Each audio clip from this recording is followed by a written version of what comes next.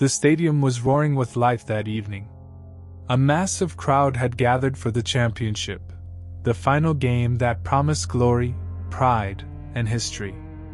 Floodlights cut through the night sky, the field gleamed, and the air buzzed with chants and anticipation. Among the thousands of spectators, one man stood out, not because of his cheers, but because of his silence. He wore a dark coat, his sharp eyes scanning the crowd rather than the field. "My name is Detective Pierce," he muttered to himself, clutching the small leather notebook he never went without. "I came here only to enjoy the match, but fate clearly had other plans."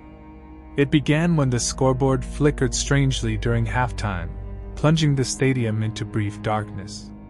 Screams erupted, not the cheers of fans, but the chilling cry of panic. When the lights snapped back on, a body was lying at the edge of the track, twisted unnaturally, as if dropped from a great height. The game stopped. Silence devoured the stadium. And Pierce knew this was no accident. The crowd's excitement turned into terror, and as he moved closer, he noticed something painted in blood on the ground near the body, a symbol. A symbol he had seen before, in cases that were never fully closed. The match had become a hunting ground. The stadium was no longer safe. Detective Pierce knelt beside the body, his notebook open, his pen scratching swiftly despite the chaos around him. The victim was a young man, maybe mid-20s, dressed in the team's supporter jersey. His face was pale, frozen in terror, but it wasn't the fall that had killed him. Pierce's trained eyes caught the truth immediately. The bruising on the neck, the strange cuts across the arms, the blood arranged almost deliberately to form that symbol on the ground. The crowd had begun to scatter, police whistles echoed through the stadium, and the announcer's panicked voice called for order. Yet Pierce barely noticed. His focus was narrowed, his instincts whispering that whoever had done this was still here. He straightened, scanning the stands. Thousands of faces, countless shadows, the blur of fear everywhere. And yet, in the upper section, his gaze froze, a figure, motionless, standing still while everyone else moved chaotically. The person's face was covered by a mask, plain white, featureless, and even from this distance, Pierce could feel their eyes fixed on him. By the time security rushed that section, the figure had vanished. All that was left was a single folded piece of paper on the seat. Pierce unfolded it with steady hands. Written in crimson ink it read, "The game is only beginning." The police tried to evacuate the stadium, but panic grew into madness. People surged toward the exits, trampling over seats, climbing barriers, and shouting in terror. Amid the chaos, Pierce moved swiftly to the control room, demanding access to the security feeds. Rows of flickering monitors showed every corner of the stadium, the concession stands, the locker rooms, the tunnels leading outside. That's when Pierce saw it.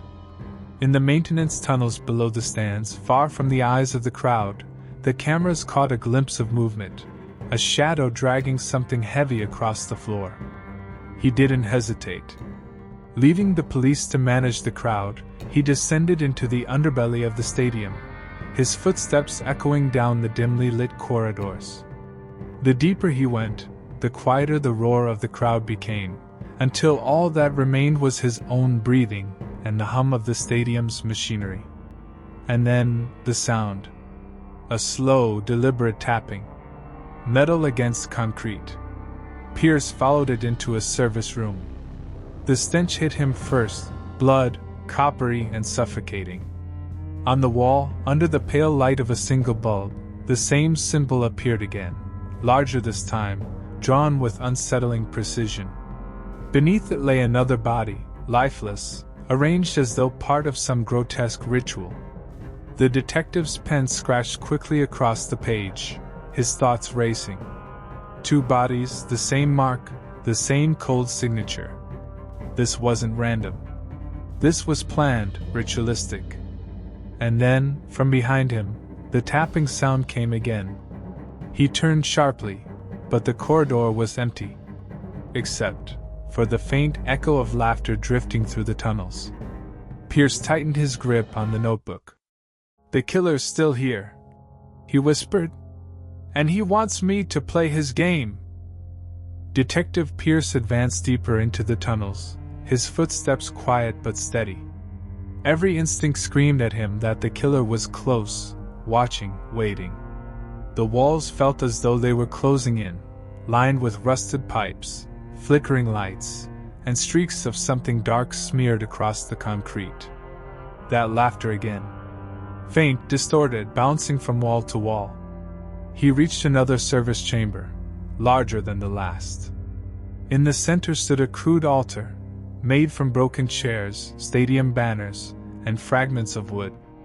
Atop it lay a collection of objects, gloves, scarves, and tickets from past games, all splattered with blood. This wasn't just murder. This was ritual. "Show yourself!" Pierce's voice cut through the silence. His tone was calm, commanding, but his heartbeat was relentless.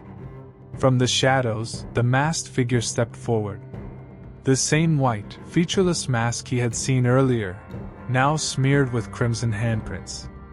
The figure tilted its head like a predator studying prey. "You're late, detective," a distorted voice rasped from behind the mask. "But I knew you would come. You always do." Pierce's pen hovered above his notebook. "You killed them for this ritual. Why? What does the symbol mean?" The masked figure let out a low chuckle. "You won't understand. None of them did. The symbol isn't mine, Pierce. It's theirs." Before Pierce could respond, the figure threw something small to the ground, a flare. Smoke and light filled the chamber. Through the haze, the killer slipped away into the maze of tunnels. Pierce ran after him, his lungs burning from the smoke, his eyes scanning every turn. The tunnels twisted endlessly, like a labyrinth. Finally, he emerged into an unfinished section of the stadium, scaffolding, half-built stands, and a gaping hole leading into the night outside. The masked figure stood at the edge, the city lights glowing faintly behind him. For a moment, the two locked eyes, hunter and hunted, though it was unclear which was which. "You can't stop the game," the figure said. Then, without hesitation, he leapt into the darkness below. Pierce rushed forward, but when he looked over the edge, the killer was gone. Vanished into the night, as if the shadows themselves had swallowed him whole. All that remained was the echo of his words. "The game isn't over." Pierce closed his notebook slowly, his expression grim. He had solved enough to know the murders weren't random, but the mastermind was still out there. And worse, this was only the beginning. As the crowd outside screamed and the stadium descended into chaos, Detective Pierce whispered to himself, "If this is a game, then I'm ready to play."